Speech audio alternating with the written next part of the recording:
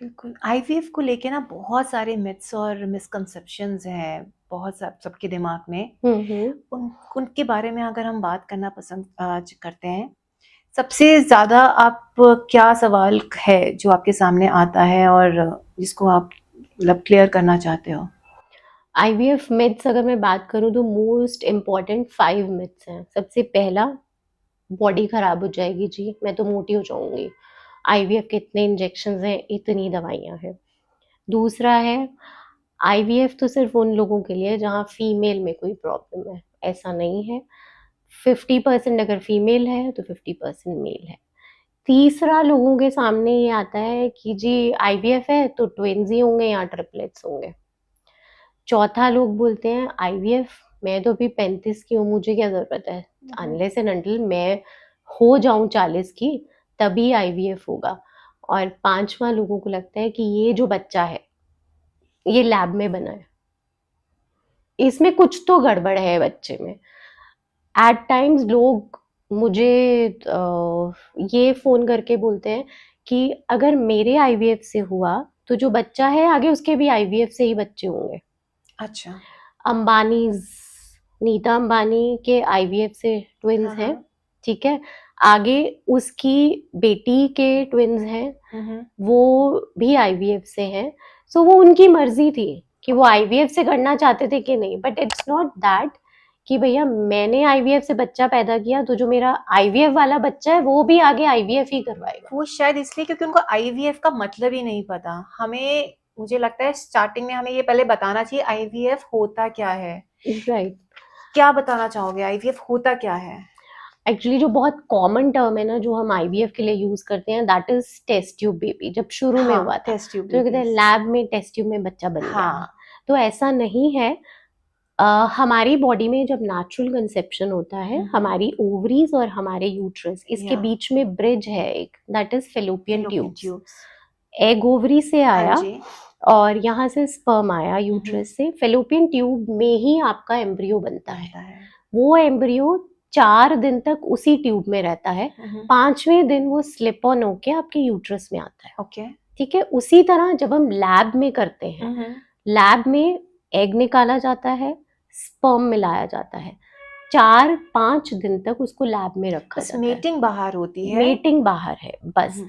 जब जो 5वां दिन उसने स्लिप करके आना है, उसी 5वें दिन, according to your period cycle and हाँ। एवरीथिंग, उसी 5वें दिन ही वो एम्ब्रियो आपके यूट्रस में डाला जाएगा। एबनॉर्मेलिटीज कोई नहीं है। टेस्ट ट्यूब डजंट मीन कि हमने उसको कुछ सिंथेटिक इंजेक्शन लगा दिए या कुछ नहीं। उसको वहां पे एनवायरनमेंट वो दिया जाता है जो हमारी बॉडी के अंदर है। हाँ। एनवायरनमेंट कह लो या आप ये कहो कि temperature, that is very important thing.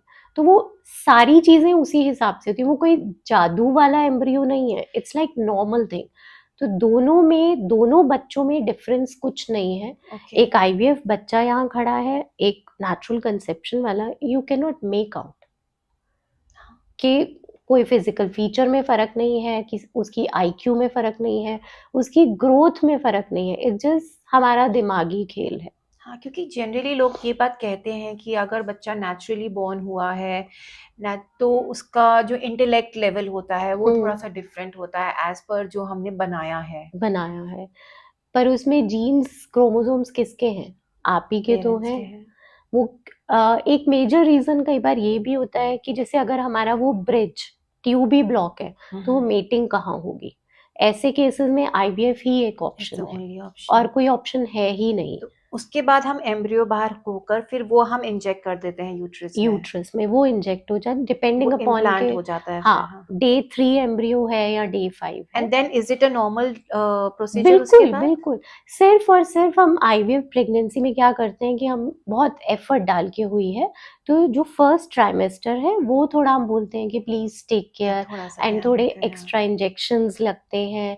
You have to be very particular with your medications, hmm, hmm. अच्छा खाना, सब कुछ। It's like that. Purnima ji, हम बात कर रहे थे आईवीएफ किस-किस को करवाना चाहिए? आप किसको सजेस्ट करते हैं कि हाँ, अब तुम्हें आईवीएफ की तरफ बढ़ना चाहिए?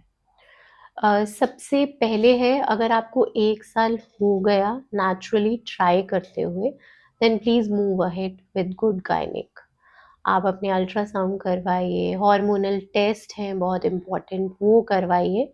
और उसके बाद साल हो चुका, 3 महीने और दो इनिशियल टेस्टिंग के साथ, then move ahead with the next advanced testing जिसको हम बोलते हैं। उसमें हम टेस्टिंग आती है फिलोपियन ट्यूब टेस्टिंग, जिसको कि कॉमन लैंग्वेज में हम बोलते हैं dye test for your tubes, fallopian tubes. क्योंकि फेलोपियन ट्यूब्स जैसे मैंने बोला ब्रिज है आपका ओवरीज और यूट्रस के बीच में, और उसी में मेटिंग होनी है। तो अगर तो आपकी वो ट्यूब्स खुली हैं, then you can give yourself more months or a year depending upon your age. अगर वो ट्यूब्स बंद हैं then please straight away move ahead with IVF. बहुत लोगों का मानना है डॉक्टर ने बोला कि ट्यूब्स खुल जाएंगी, तो हम लेप्रोस्कोपी करते हैं। चांसेस हैं लोग लेप्रोस्कोपी में सर्जरी में आ जाते हैं। द थिंग इज दैट आपकी ट्यूब्स खुलने का सिर्फ 0.1% चांस है, बिकॉज ट्यूब हमारे पूरे रिप्रोडक्टिव सिस्टम का सबसे बारीक पोर्शन है, पतला जिसे कहते हैं, बाल की तरह। उस ट्यूब के अंदर इतने छोटे छोटे हेयर लाइक स्ट्रक्चर हैं, सीलियाज है। जब ट्यूब ओवरी में से एग आता है तो वो हेयर हिलते हैं, वो उसको प्रोपेल करता है। स्पर्म आता है तो ट्यूब के अंदर हेयर लाइक स्ट्रक्चर हिलते हैं, स्पर्म ऊपर जाता है। सर्जरी में क्या करेंगे डॉक्टर्स, कैथेटर डाल के आपका ट्यूब ओपन करने की कोशिश करेंगे।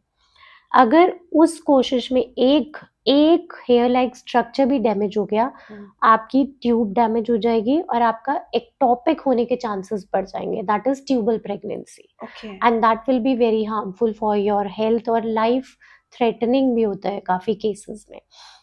तो अगर तो सॉरी बहुत इजी कंडीशन है, ट्यूब में ज़्यादा डिफॉर्मेटिव नहीं है, तो आप ज़रूर ट्राई करो surgery laparoscopic. Otherwise please move ahead with IVF, because don't waste your time. Next जो चीज़ें हैं आपकी age, if you are nearing 40, late 30s में आ गए हैं, या मान लीजिए 35 के ऊपर है, डॉक्टर ने बोला AMH बहुत कम है, हो सकता है क्वालिटी ख़राब हो, तो देन ऑल्सो आप प्लीज़ आगे बढ़िए ट्रीटमेंट को लेके। एक लॉजिक इसमें ये भी है कि अगर मैं 36 की होके प्रेग्नेंट हो रही हूँ, बच्चा मेरा 37 में पैदा हुआ, तो मैं उस बच्चे को सेटल करते करते मुझे ही बुढ़ापा आ जाएगा। मैं उसकी खुशियाँ, उसकी सब चीज़ें कब देखूंगी? So be practical on these things. It's not about raising the flag of feminism, it's all about your own health. Because यार उसकी शादी में नाचना भी तुमको है, उसकी अचीवमेंट्स में खुश भी तुमको होना है, तुम्हारी हेल्थ ही नहीं रहेगी अच्छी, फिर क्या करोगे? Next is male factor. Mail factor usually हम इग्नोर करते हैं, बट थैंक गॉड अब हमारे डॉक्टर्स, हमारे गायनिक्स इतने अच्छे हैं कि वो फीमेल टेस्ट से पहले सीमन एनालिसिस कराते हैं। And interestingly male factor contributes 40% in this IVF section. Oh, is it? Male factor में स्पर्म है, तो जो 3 चीजें इम्पेक्ट करती हैं, आपका स्पर्म काउंट, आपकी स्पर्म की motility, and third is morphology. Morphology is एक स्पर्म को हम 3 हिस्सों में बांटते हैं, head, middle and tail. Head is very important part because head में DNA है। अगर ऐसा हेड जिसके अंदर का DNA डिस्टॉर्टेड है या खराब है, ऐसा हेड वाला स्पर्म आपको कभी अच्छा बच्चा नहीं दे सकता। अल्कोहलिज्म, ये सब कैसे इम्पैक्ट करता है? अल्कोहलिज्म एंड स्मोकिंग, ये सबसे ज्यादा इम्पैक्ट करता है स्मोकिंग। अच्छा, अल्कोहल थोड़ा लेट इम्पैक्ट करना शुरू करता है, लेकिन स्मोकिंग आपको with in 3 months you could see the changes in your parameters. आपका पीरियड पेन शुरू हो जाएगा, आपके पीरियड्स इरेगुलर हो जाएंगे। अगर कोई ड्यूरिंग दिस पीरियड स्कैन करवाए तो उसको पता चल जाएगा कि मेरे फॉलिकल्स तो टाइमली मैच्योर हो ही नहीं रहे हैं। और मेल में आपका स्पर्म मॉर्फोलॉजी, जैसे मैंने बोला कि बनावट है, वो खराब हो जाएगी। हेड में DNA डिस्टॉर्टेड है, आपका मिडिल पीस खराब है, आपका टेल ही ठीक नहीं है। अगर हमारा टेल ठीक नहीं होगा स्पर्म का, तो स्पर्म स्विम कैसे करेगा यूट्रस से होके फेलोपियन ट्यूब तक? स्मोकिंग के चेंजेस जो हैं दे आर इरिवर्सिबल चेंजेस। कितने लोग मेरे पास ऐसे आते हैं, मैम स्पर्म सैंपल देना है, आईवीएफ है, सो मैं 3 महीने तक स्मोक नहीं करूंगा। सैंपल दिया, एम्ब्रियोज बने, फिर चालू हो गए। So this is wrong. आप धीरे धीरे करते आपकी बॉडी में वो इरिवर्सिबल चेंजेस आ जाए। Same with females. शायद इसीलिए उनको पीसीओडी बहुत ज्यादा होता है आजकल। PCOD basically it's related to lifestyle, उसको हम बोलते ही लाइफस्टाइल डिसऑर्डर है। उसमें स्मोकिंग या अल्कोहलिज्म नहीं, पूरा लाइफस्टाइल ही मैटर करता है। Just that we are not eating properly on time, हमारा स्लीप पैटर्न बड़ा खराब है, हम 12-12 बजे तक सोते हैं या हम सुबह ही सोते हैं and we proudly flaunt that, यार मैं तो 4 बजे सोई थी। हाँ, तो इसमें क्या अच्छा है? बच्चे आजकल तो लेकिन पढ़ते ही रात को हैं। हाँ, विच इज़ रॉन्ग। मैंने खुद बहुत मुश्किल से अपनी डॉटर की ये रात वाली पढ़ाई वाली हैबिट बहुत लड़ाई दंगे करके छुड़वाई है। इट्स लाइक कि सब ऐसे पढ़ते हैं तो मैं क्यों नहीं। हाँ, क्योंकि मतलब क्या बोले रात में कोई शोर नहीं होता, हमें पढ़ाई रात को होती है हाँ, विच शांति से। ठीक है, अगर हम माने कि 2-3 महीने आपने ये एग्जाम किया टाइम से बस, समझ में बैठता है। लेकिन you have to change that. Melatonin एक हार्मोन है जो हमारा ब्रेन रिलीज करता है, ठीक है, और वो हार्मोन तभी रिलीज होता है जब अंधेरा होता है। उसका रिलीज होने का time is 10 PM to 2 AM। वो हार्मोन हमारे रिप्रोडक्टिव सिस्टम को, हमारी एग क्वालिटी को, हमारी स्पर्म क्वालिटी को इम्पेक्ट करता है। और वही एक टाइम ऐसा है जो हमारे जो सेल्स का वियर एंड टियर है वो ठीक होता है। तो हम उसी टाइम पे नहीं सो रहे, तो हमारा फर्टिलिटी एस्पेक्ट ठीक कैसे रहेगा? हम सोते हैं, फोन देख रहे हैं, लेटे हुए हैं, फोन की जो लाइट है वो उस टाइम पीरियड में उस हार्मोन को रिलीज नहीं होने देगी, क्योंकि डार्कनेस में रिलीज होता है वो। ओके, आई मीन तो दिस इज ये अ वेरी गुड थिंग हाँ, टू ये नोटिस। बहुत, इसीलिए लोग कहते थे ना कि टाइम से सो जाओ। हाँ, दिस इज द कि ओनली हमारे रीजन। बच्चों को ये चीज पता ही नहीं है। उनको तो बिल्कुल एंड मोमेंट तक, जब तक फोन या तो मुंह पे ना गिर जाए या फिर आंखें ही बंद ना हो जाए, they are not ready to sleep. तो उसमें यही रीजन है, और जो फैमिली प्लान कर रहा है उसके लिए तो ये समझना बहुत जरूरी है। दूसरा, हम लेट सोए थे तो उठने में दिक्कत है, भाग दौड़, भागते भागते सबसे इजी ब्रेकफास्ट क्या है? ब्रेड उठाई, खा ली। अगेन, कभी सोचा ब्रेड 4 दिन क्यों चलती है? उसमें प्रिजर्वेटिव है, प्रिजर्वेटिव है, आपको वो फायदा तो कुछ कर ही नहीं रही है। हम बोलते हैं कि ब्रिटिशर्स ब्रेड खाते हैं, अमेरिकन ब्रेड खाते हैं। हाँ, पूरी दुनिया ब्रेड खाती हाँ, है, बोले उनके इंडिया में ही यहाँ है रोटी तो। उनके यहाँ फ्रेशली बेक्ड ब्रेड्स होती हैं। वो लोग जाते हैं स्टोर्स पे, ब्रेड खरीदते या फिर हैं, घर में बनाते घर हैं। पे बनाते हैं। हम लोग नहीं। और कितनी बार तुम कहते हैं अरे ये 4 पीस बचे हुए हैं, हम कोशिश भी नहीं करते कि उस पैकेट में देखें एक्सपायर तो नहीं हो गया। वो दिखने में ठीक लग रही है, चल यार मक्खन लगा और खा ले। हाँ, बस वो फंगस दिखनी नहीं चाहिए। दिखनी नहीं चाहिए, राइट। सो ये बहुत छोटी चीज है, वो ब्रेड आपको कोई फायदा नहीं कर रही है। पहले के लोग ब्रेड नहीं खाते थे, रोटी खाते थे, और रात की बची हुई रोटी सुबह गर्म करके खाते थे। क्यों? क्योंकि उसमें भी प्रोटीन रिच हो जाती है बासी रोटी हमेशा। तो थोड़ी छोटी छोटी चीजें हैं। हम जैसे बहुत फैंसी फ्रूट खाने लगे, एवोकाडो क्यों खाना है यार? वो हमारा है ही नहीं है, वो तो बाहर का है। आप अपने खाओ ना। कभी हमारे माँ बाप ने वो खाया? नहीं खाया। बट हम फैंसी फ्रूट, जल्दी वाला खाना, उस पे बिलीव करते हैं। फिर कुछ इंस्टेंट चाहिए ना सब कुछ। फिर कुछ सालों पे कहते हैं अब ऑर्गेनिक ही खाएंगे। हाँ, तो पहले से you try to add those things. ये बहुत छोटी चीजें हैं, कुछ बड़ा नहीं है। अगर if you are planning for conception, सबसे पहले work on your lifestyle. This is really important, बहुत ज़रूरी है। लोगों को मजाक लगता है, कई लोगों का बड़ा कॉमन होता है, हमारे वर्किंग आवर्स ऐसे हैं, हम ये मैनेज ही नहीं कर सकते। नहीं, अगर आप चाहो आप सब मैनेज कर सकते हो। ज़रूरत है आपको थोड़ा जागरूक होने की। तो रेस्ट इज हिस्ट्री, आप करके देखो, सब होगा। कौन कौन से फ्रूट्स हैं जो हमें अपनी डेली डाइट में, मतलब बीइंग इंडियन, आपका क्लाइमेट कंडीशंस देख के हमें अपनी डाइट में इन्वॉल्व करके रखना चाहिए? सो ये फ्रूट्स और वेजिटेबल्स दोनों में है। अभी जैसे we are in north India, हमारे यहाँ सर्दी खत्म हो रही है, हाँ ठीक है, धीरे धीरे करते हमारे यहाँ कॉलीफ्लावर गोभी हाँ नहीं रहेगी, बट हमको गर्मी में गोभी मिल जाए तो बड़े मजे आते हैं। हाँ, अब वो कहाँ से आई, वो उस वो एरिया से आई जहाँ पे ठंड थी, ठंड थी, लेकिन मैं अगर उसको खा रही हूँ तो वो मेरी मेरे बॉडी लिए पचा नहीं पाएगी। ठीक नहीं है, ये बड़े कॉमन है। दूसरा, मैंगो सर्दी में मिल जाए तो बड़े खुश होते हैं, कोई बात नहीं जी मुंबई से आया है, लेकिन नहीं, मेरी जोग्राफिक कंडीशन, एनवायरनमेंट मेरा ऐसा है जो मुझे कहता है कि मुझे उसको गर्मी में ही खाना है। तो ये जो क्लेम करते हैं कि बिल्कुल ऑर्गेनिकली प्रिजर्व किया हुआ है, नहीं, प्रिजर्व तो हो गया ना, फिर प्रिजर्व करने के लिए कुछ तो डाला।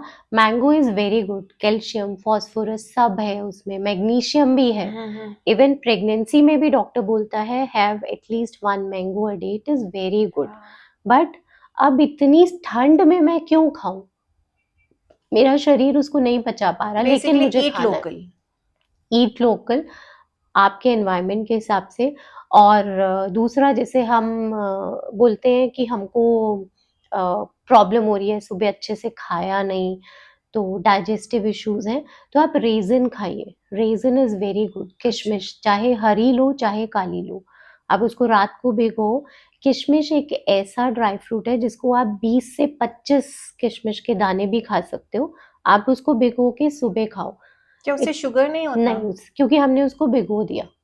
It okay, is very good too, very good laxative सबसे पहले आपके मेटाबॉलिज्म के लिए और आपके बॉडी को अंदर से हेल्दी रखने के लिए। दूसरा है मखाना। मखाने भी हम लेते हैं तो वो पैक्ड वाले मसाले वाले, घर में आप हल्के से देसी घी में उसको कढ़ाई में भूनो, उसको खाओ। शाम को, दिन में जब भी भूख लग रही है, आप जस्ट एक मुट्ठी से उठा, आपकी मुट्ठी में जितना मखाना आया उतना ही आपको खाना है, according to your own capabilities, 1 से 2 मुट्ठी। इसमें भी अगेन कैल्शियम मैग्नीशियम सब फॉस्फोरस है। सब है, फाइबर है, सब है। डेट्स खाओ। खजूर लोग बोलते हैं कि गर्म है, नहीं, आप खजूर को 2 घंटे पानी में भिगो दो, नेचुरल शुगर है उसमें and it is very good antioxidant plus fibre है। बच्चों को भी इस चीज की आदत डालो कि वो ये सारी चीजें खाएं, एंड मेक श्योर कि अगर लोकली जो सब्जी और फ्रूट नहीं उग रहा उसको मत हाँ, खाओ। खाओ। वो आप खाओगे तो आपकी बॉडी को कोई, अगर मान लो 1% नुकसान नहीं हो रहा तो वो फायदा नहीं हो रहा, और एक बहुत ज्यादा पैसा खर्च करके आप उसको खा रहे हो। फिर तो ऑलिव ऑयल्स ये सब भी आपकी बॉडी का। हमारे लिए नहीं है, हमारे यहाँ देसी घी और सरसों का तेल यूज होता है। लोग कहते हैं देसी घी नहीं खाना, वजन बढ़ जाएगा। हाँ, desi ghee is very good for your uterus, very good. Okay, आप छोटे से बच्चों को दो, देसी घी खाने वाली लड़कियों को जो खाती हैं, मतलब रोटी में लगा के सब्जी यस, में, उनको कभी पीरियड क्रैम्प्स नहीं होंगे। देसी घी इज वेरी गुड और उनको कभी भी प्रॉब्लम नहीं होगी। आजकल हम देसी घी बहुत कम खाते हैं, सी सेक्शन बहुत ज्यादा बढ़ गए हैं क्योंकि हमारा यूट्रस उतना हेल्दी नहीं रह पा रहा। ओके, नारियल पानी पीना है, हम वो पैक्ड वाला खरीद लेते हैं, कोको या कुछ कोको ऐसे। जल। हाँ, वो तो यार आप उससे लो ना, सब्जी वाले से उसको कटवाओ और पियो। सबसे बेस्ट है। क्यों? अगेन प्रिजर्वेटिव है, क्योंकि उस पैक्ड है, ऐसे तो वो पैक नहीं रह सकता, नॉट पॉसिबल। तो ये बहुत छोटी चीजें हैं, वेरी लाइट। चिप्स, नमकीन, पैकेट पे कभी चेक किया कि they use palm oil? Palm oil is very unhealthy, या वेरी अनहेल्दी। तो वो क्यों खाना है? घर में आप कुछ बना के खाओ, मुझे लगता है एक किचन चेक होना बहुत बहुत ज़रूरी है। जरूरी। अगर हमारे पास ये ऑप्शंस हम रखेंगे ही नहीं ना, ये अवेलेबल है इसीलिए हमारे यंगस्टर्स और हम भी एक शॉर्टकट ढूंढते रहते हैं फटाफट से, कि फटाफट से कुछ अच्छा मिल है जाए, ना, है ना? हाँ, भूख लगी पैकेट खोलो चिप्स हाँ, खा खत्म लो। करो। और ये हमें इंटरनली हमारे रिप्रोडक्टिव सिस्टम को कितना डैमेज कर देता है। हमारी लाइफस्टाइल डिसऑर्डर्स जैसे पीसीओडी, पीसीओडी। पीसीओडी की वजह से फर्टिलिटी में बहुत इश्यूज आते हैं, कंसेप्शन में बहुत इश्यूज आते हैं। तुम्हें पता है 75% जो फीमेल्स रिप्रोडक्टिव एज में है उनको पीसीओडी है। 75% और इज अ अब ये बिग बढ़ते नंबर। जा रहा है, पहले इतना नहीं होता था। नहीं था। मेरी खुद की डॉटर बोलेगी मम्मा मेरी फ्रेंड को तो 2 मंथ्स हो गए पीरियड्स नहीं आए, और वो अपनी मदर को नहीं बोल रही है क्योंकि उसको लग रहा है ये तो नॉर्मल है। तो एक कहीं ना कहीं हम उस एज से, उस स्टेज से शुरू करें अपनी लड़कियों को भी ये चीज समझानी कि it will impact you. And at a very early, मुझे लगता है हाँ वेरी अर्ली स्टेज पे हमें ये शुरू कर देना चाहिए। और दूसरी चीज, आप बात करो एग फ्रीजिंग के बारे में, very important. My daughter is 17 years old and I am very clear about it कि 25 की साल होगी, तुमको शादी नहीं करनी 25 में मत करना, बट 25 की होते ही मैं तुम्हारे एग फ्रीज करवा दूंगी। उसके बाद तुम नेचुरली कंसीव करती हो, वेरी गुड, हाँ कोई बात नहीं, हम तुम्हारे एग्स डिस्कार्ड करवा देंगे। ठीक है। बट 25 का मतलब दिस इज माय वो योर एंड बेंचमार्क। हाँ, हाँ क्योंकि मैंने इतना सब कुछ देखा है। मैंने वहां तक देखा है जहाँ पे 25-26 साल की लड़कियों की ओवरीज बिल्कुल श्रिंक हो गई। तो मेरा मानना ये है, और मैंने बोला है क्लियरली, 25 एग फ्रीजिंग, फिर तुम शादी 30 में करो, मुझे कोई मतलब नहीं है, क्या लेकिन ये क्वालिटी में होगा। डिफरेंस आता है नहीं, बेबी के? बिल्कुल नहीं आता, बिल्कुल नहीं। एंड एग्स को तो हम 15 से 20 साल तक फ्रीज कर सकते हैं। फिर उसके बाद हमारा IVF he is the option ना? आईवीएफ ही हाँ ऑप्शन बचता है, लेकिन यूजली जो हम लोग करते हैं वो ये है कि आप एक बार फ्रीज करा के छोड़ दो, आप नेचुरली भी ट्राई करो, मान लो नहीं होता तो आपका एक प्लान बी आपके पास है। हाँ और अगर मान लीजिए you are with your partner, husband है, पार्टनर है, and you are entitled to marry that person only, then it is better to go for embryo freezing. वो ज्यादा अच्छा है, क्योंकि एग फ्रीजिंग में यूजली हमको फ्रीज करने के लिए कम से कम 15 एग्स चाहिए, क्योंकि जब हम उसको डीप फ्रीज, एग की क्वालिटी हम प्रिडिक्ट नहीं कर सकते। ओके। हम निकालेंगे उसको, फ्रीज कर लेंगे, हाँ जब हम डीप फ्रीज करेंगे उसको तब हम देखेंगे उसमें से कितने अच्छे हैं। अच्छा यही हम जब एम्ब्रियो फ्रीज कराएंगे तो उसमें फायदा ये है कि हम वही एम्ब्रियो फ्रीज करेंगे जो अच्छे हैं। So in case you are with your partner, married है, अभी बच्चा नहीं चाहिए, तो आप एम्ब्रियो फ्रीज करा के छोड़ दो। अगेन एम्ब्रियोज भी हम 15 से 20 साल तक फ्रीज रख सकते हैं। एंड उसके बाद हम जब भी ये डिसीजन लेते हैं कि now we are ready for the baby, हम अपने एम्ब्रियो को डीफ्रीज करके नॉर्मल प्रोसीजर के नॉर्मल, साथ हम यस, लोग कर सकते हाँ, हैं। बिल्कुल, उसमें कोई प्रॉब्लम नहीं है। आपको 1-2 महीने पहले अपने डॉक्टर को इन्फॉर्म करना है कि yes now we are planning for the so transfer. What if कि उस वक्त अगर हमारी बॉडी उसको अडेप्ट करने की, मतलब एम्ब्रियो मेरा ठीक है, मैंने हमने हम्म। फ्रीज कराया डीफ्रीज, अगर हमारी बॉडी ने उस वक्त एक्सेप्ट नहीं किया, वो प्लेसेंटा पे नहीं अटैच हो नहीं, पाया? वो सिर्फ हमारे यूट्रस के ऊपर है। अच्छा यूट्रस हमेशा चेक होता है। अच्छा, वो हेल्दी, करने से हाँ, पहले। हेल्दी यूट्रस होगा तभी डॉक्टर ट्रांसफर करेगा। ओके। अदरवाइज मेडिकेशंस हैं, बहुत अच्छे हार्मोनल इंजेक्शंस हैं, हिस्ट्रोस्कोपी है, बहुत सारी चीज़ें हैं जिससे हम अपने यूट्रस को हेल्दी कर सकते हैं। कोई भी डॉक्टर आपका यूट्रस वाइबल ना हो ऐसे में ट्रांसफर नहीं करता। एग फ्रीजिंग हमने अगर हमारे पास पार्टनर, अगर हमें नहीं पता है, तो हम एग फ्रीज अर्ली एजेस में कर सकते हैं। मिनिमम क्या, किस एज से शुरू हो जाता है एग फ्रीजिंग, हम डू यू थिंक? यूजली हम 25 बोलते हैं, 25 क्योंकि से। 25 की एज ऐसी है जब हमारा AMH एंड एग क्वालिटी सबसे एकदम पीक बेस्ट। पे रहता है। ओके। तो 25 के बाद इसमें आप कभी भी कर सकते हो। क्या स्पर्म्स भी फ्रीज हो सकते यस, हैं? यस, स्पर्म्स भी फ्रीज होते हैं। स्पर्म हम यूजली ऐसे केसेस में फ्रीज करते हैं जहाँ पे किसी मेल को लाइफ थ्रेटनिंग डिजीज है, कैंसर है, ओके। रेडिएशन चलना है, कीमोथेरेपी होनी है, तो उन केसेस में दिस इज वेरी कॉमन। जब आप कोई कैंसर पेशेंट होता है तो उसको सबसे पहले एक फर्टिलिटी डॉक्टर के पास ही ऑन्कोलॉजिस्ट भेज देता है कि आप प्लीज इनके रिप्रोडक्टिव पैरामीटर चेक कीजिए एंड एग या स्पर्म जो भी फ्रीज हो सकता है वो आप कर दीजिए। ये like it is very common practice. Okay. And और अगर आपके पास पार्टनर आपको पता है, then you can go for embryo freezing. Embryo freezing, इसमें खर्चा कितना आता है अंदाजन? यूजली एम्ब्रियो फ्रीजिंग का cost is more than egg freezing, क्योंकि हाँ हमने एम्ब्रियो बेबी। बनाना है। सो 1.5 से 2 लाख के बीच का खर्चा है। और अगेन क्लिनिक के ऊपर डिपेंड करता है कि वो ईयरली फ्रीजिंग चार्जेस क्या ले। ओके। और अगर हमने एग फ्रीज पे जाना है विद इन 1 लाख हो जाता है ये। एग फ्रीज और so is with the sperm freezing. हाँ राइट, उतना ही, बस ये फ्रीजिंग चार्जेस एक्स्ट्रा होते हैं बिकॉज वो इट डिपेंड्स ऑन क्लिनिक कि कितना वो चार्ज ले रहा है। अदरवाइज इसका ज़्यादा खर्चा नहीं है, विद इन 1 आपका हो जाता है, प्रोसीजर भी सारा कुछ। और कई लोग ये बोलते हैं कि इसमें कोई कॉम्प्लिकेशंस हैं, जैसे हाँ। कंसेंट फॉर्म है कुछ, तो ऐसा कुछ नहीं है। अगर आप अनमैरिड हो तो आप अपने पेरेंट्स के साथ आ रहे हो then also it is okay, अकेले आके करा रहे हो then also it is okay. आपको कहीं पे भी कोई कंसेंट नहीं देना है आपके पेरेंट्स को। It's your own choice that you are going for egg freezing. That's a very good. क्या इसका कोई एक्ट भी है? नहीं, ऐसा कुछ नहीं, ऐसा नहीं, बिल्कुल कुछ नहीं है। You can just visit the clinic, वो जस्ट आपके पैरामीटर्स चेक करते हैं, हार्मोनल टेस्ट है, सब कुछ है। बस आज जिस दिन आपका रिट्रीवल होता है, एग निकाले जाते हैं, उस दिन एनेस्थीसिया दिया जाता है। तो ओके। उस टाइम पे आपके साथ कोई होना चाहिए ताकि आप 2 घंटे रेस्ट करने के बाद उसके साथ। अदरवाइज कोई लीगल एस्पेक्ट नहीं है, एग आपके हैं, you are free to freeze those eggs.